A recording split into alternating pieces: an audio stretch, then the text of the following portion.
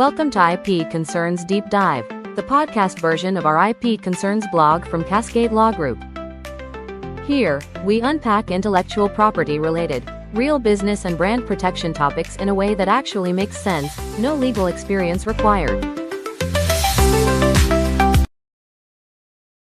So, if you have a tattoo on your arm right now, or, maybe you're planning to get some ink this weekend, you probably assume you own it. Right, yeah, that's a natural assumption. I mean, you walked into the parlor, you picked out the design, you paid the artist with your own hard-earned money, and you sat in a chair enduring hours of literal pain as needles injected ink into your dermis. You bled for it. Exactly, you bled for it. So obviously, when you walk out of there with a bandage over your arm, that artwork is yours, but legally, you are walking around as a breathing human billboard for someone else's intellectual property. What's fascinating here is that this is the staggering reality we are pulling from today's source article, Ink and IP, Navigating the Copyright of Tattoos. Yeah, it's wild. It really is. We are digging into the legal architecture beneath body art to answer a question most people never even think to ask, which is, who actually owns the permanent artwork on your skin? Because the assumption that physical ownership of your body equals legal ownership of the tattoo is, well, it's completely backwards under current U.S. law. Okay, let's unpack this, because my brain immediately rejects the idea that someone else owns the art permanently etched into my own skin. Most people's would, yeah. Like, what is the legal justification for someone else claiming ownership over a part of my physical appearance? Well, to understand the justification, we have to look at how fundamental U.S. copyright law actually operates. Okay. An idea that's just floating around in someone's head is completely free. Nobody owns the concept of an anchor or a skull or, a geometric pattern. Sure, that makes sense. But the exact microsecond idea is, as the law states, fixed in a tangible medium, copyright law freezes it like a legal snapshot. Wow, fixed in a tangible medium. Yeah, and at that exact moment of fixation, the creator is granted a whole bundle of exclusive rights. Wait, so whether I sketch a skull on a bar napkin, or I paint it on a giant canvas, or even just save it as a digital file on my laptop, the law treats that as a tangible medium. Yes. And in the eyes of the law, human skin is just another tangible medium. That is, wow. I know, it functions no differently than paper or canvas to a judge. Because the tattoo artist is the one translating the idea into a fixed expression on that medium, they are considered the author. Okay. So by default, the artist owns the copyright to that specific design. According to our source, they hold the exclusive right to reproduce the work, the right to display or license it, and the right to prevent unauthorized copies. Man. Okay, framing it that way helps clarify the distinction between the physical object and the legal rights attached to it. Right. It sounds a lot like buying a landscape painting from a gallery. Like, you pay for the physical canvas and you can take it home, hang it in your living room, or, I don't know, even throw it in the trash. Exactly. You own the physical thing. Yeah, but purchasing that canvas doesn't mean you can take the painting to a print shop, scan it, print it on 10,000 t-shirts, and sell them online. Right, because you own the physical object, but the painter retains the underlying intellectual property. The wearer only owns the physical expression on their body, not the IP. Unless, I guess, there is a specific contract overriding that default. That is the exact legal distinction the courts are making right now. Yeah. The tattoo artist is the painter, and, well, you are the canvas. And here's my issue with this. A canvas doesn't walk around. Fair point, yeah. Right. A canvas doesn't star in television commercials or run for public office or try to monetize its own likeness on a YouTube channel. A canvas just sits stationary on a wall. Yeah, does it do brand deals? Exactly. Treating a living, breathing human being, someone who has a fundamental right to exist and move through the world like a piece of stationary canvas, seems like a massive oversight in the legal framework. You are zeroing in on the exact friction point causing total chaos in modern media right now. Really? Oh, absolutely. Because for centuries, this distinction didn't really matter. Copyright law was designed for books, sheet music, and traditional paintings. Right, the old school stuff. Yeah. A sailor getting a tattoo in 1920 wasn't going to inadvertently infringe on copyright just by walking down the street. The crisis triggered the exact second those tattooed bodies began being scanned, broadcasted, and turned into profitable digital data. Here's where it gets really interesting, because we are no longer talking about just walking down the street. No, not We are talking about human beings existing in the digital realm. And the Source article highlights this massive legal showdown that perfectly illustrates this chaos centered around the NBA 2K video game series. Oh, yeah. The NBA 2K lawsuits are the absolute watershed moment for this issue. Yeah. You have these video game developers at Take-Two Interactive, and they are striving for absolute realism. They Right. want to create a hyper-realistic basketball simulation, which requires building digital renderings of actual living NBA players.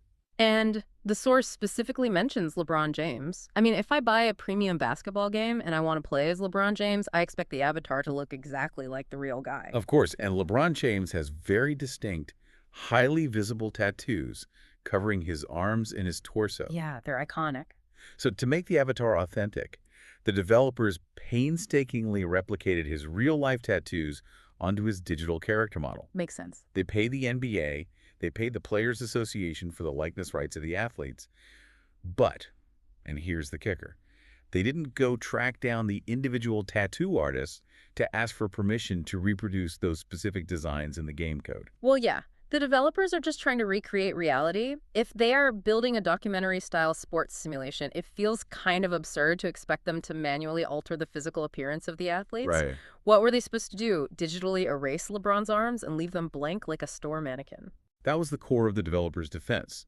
They argued they were simply depicting reality, recreating a person as they actually exist in the physical world. Yeah, that's their whole selling point. But the tattoo artists looked at this massively profitable video game franchise and saw their copyrighted artwork being digitally reproduced, distributed to millions of players, and generating serious revenue, all without a license or any compensation. Oh, wow. So the artists sued for copyright infringement. And from a strict legal reading of what we just discussed, the artists totally have a point. The game developers literally copied a design, fixed in a tangible medium, and reproduced it. Exactly. How do the courts even reconcile this dilemma between a person's right to their own likeness and the artist's exclusive copyright? It has been a fierce legal battleground, to be honest. And courts have actually been divided. There isn't a single universal rule yet. Oh, really? Yeah. But if we connect this to the bigger picture, the source material highlights a crucial ruling that is shaping the future of this whole digital clone problem. It's the case of Solid Oak Sketches versus Take-Two Interactive. So did the courts force the video game company to pay the tattoo artists? Actually, no. In the Solid Oak Sketches case, the judge ruled in favor of the game developers, relying on two vital legal doctrines: fair use and de minimis use. Okay, fair use. I've heard of fair use when it comes to, like, YouTubers doing movie reviews or comedians creating parodies. Right. It Exactly. usually means you can use a small portion of a copyrighted work for commentary or transformation. But an NBA video game rendering a basketball player isn't a parody, it's a direct commercial recreation. So how does a judge justify applying fair use here? The judge looked at the purpose and the nature of the use. The developers weren't using the tattoos to sell the game based on the artwork itself. Right, nobody is buying it for the tattoos. Exactly. They were using the tattoos as factual data points to accurately depict a real person. But the really fascinating mechanism the court used to dismiss the lawsuit was that second concept, de minimis use. What is the specific test for something being de minimis? Does it just mean the copyright violation is too small for the court to even care about? Basically, yeah. De minimis means the use of the copyrighted material is so trivial, so minor, that it doesn't cross the threshold into actionable infringement. Huh. And to determine this, the court doesn't just guess. They look at the actual technical mechanics of the video game itself. They look at the fact that during standard gameplay, the virtual camera is pulled far back to show the whole court. Oh, right. The players are tiny on the screen. Yes, the players are moving rapidly. The tattoos are frequently blurred, they're obscured by the motion blur of the animation, or they're just blocked by other digital players. So they literally break down the visual real estate on the screen. They do. When you measure the pixels, the tattoos make up a microscopic fraction of the overall visual data presented to the player at any given second. That is so analytical. Right. So the court ruled that the tattoos were entirely incidental to the overall content. You are buying NBA 2K to experience a basketball simulation. You are not paying $60 to scrutinize the line work on LeBron's shoulder. The tattoos are just background noise in the larger interactive experience. I mean, that ruling must have been a massive relief for the entertainment industry. It sounds like Solid Oak Sketches establishes a crucial legal buffer. It does. It suggests that companies using digital likenesses or, say, broadcasting live events might not need to secure a separate license for every single piece of background body art, provided the tattoos remain a small, incidental element. Which makes sense for live TV. Yeah, it is the legal system's attempt to stretch traditional 18th century copyright frameworks to somehow accommodate the reality of modern digital avatars. But relying on a legal defense like fair use or de minimis after you've already been dragged into court sounds like an incredibly risky gamble. Oh, it is. It's terrifying for corporate lawyers. You are essentially rolling the dice, spending millions on legal fees, and hoping a judge agrees that your use was trivial. Like, what if a tattoo happens to end up in sharp focus during a slow-motion replay cinematic in the game? Suddenly, that de minimis defense might totally fall apart. Which is exactly why major corporations refuse to rely on that gamble anymore.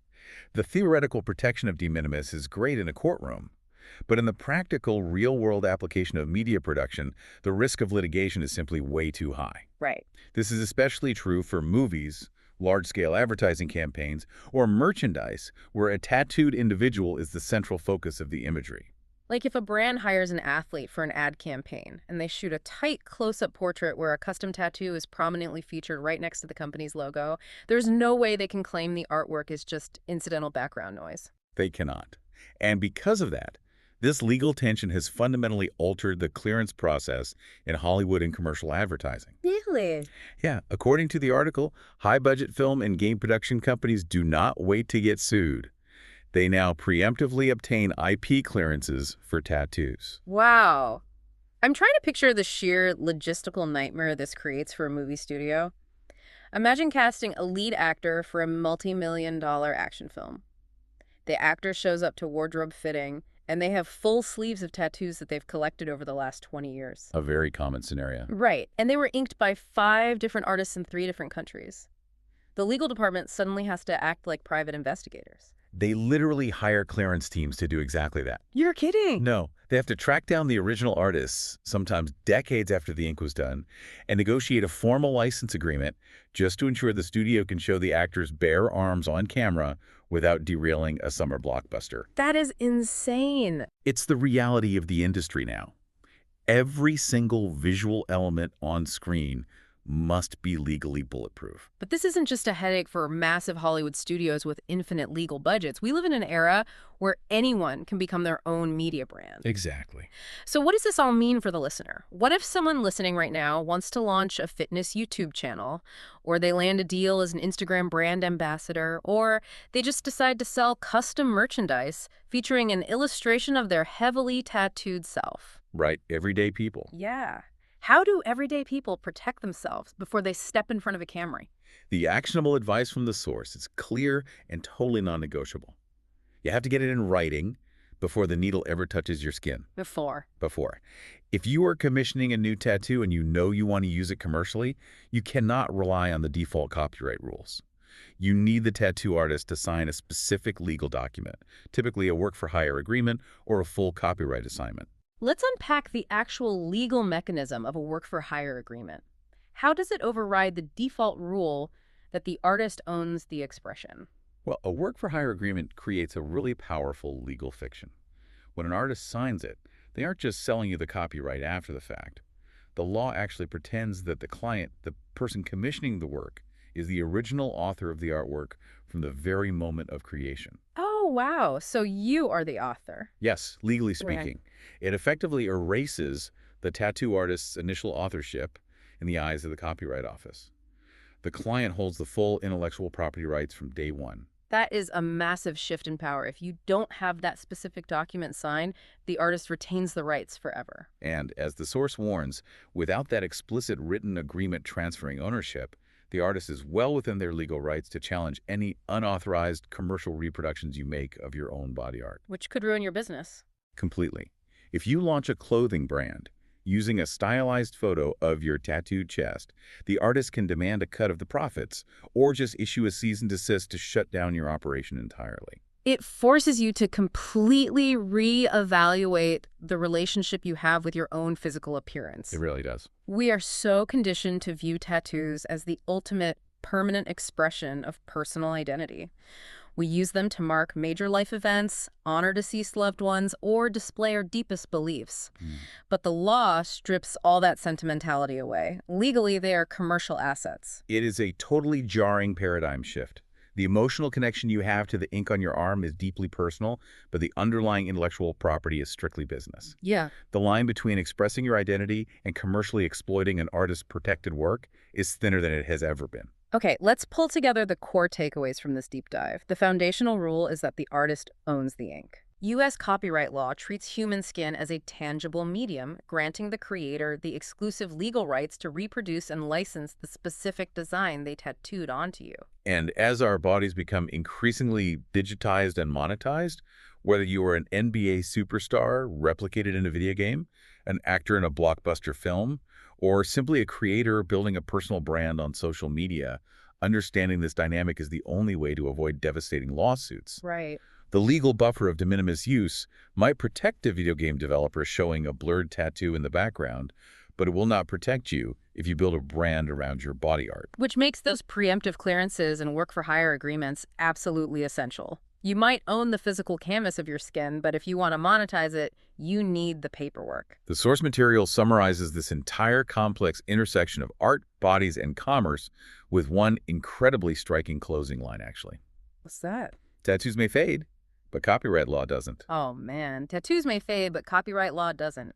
That perfectly captures the permanence of the legal implications we've been discussing. Yeah, it really does. Before we wrap up, I want to leave you, the listener, with one final, slightly unsettling hypothetical to mull over. Oh. We spent a lot of time breaking down what happens if you try to use your tattoo in a commercial or a video game.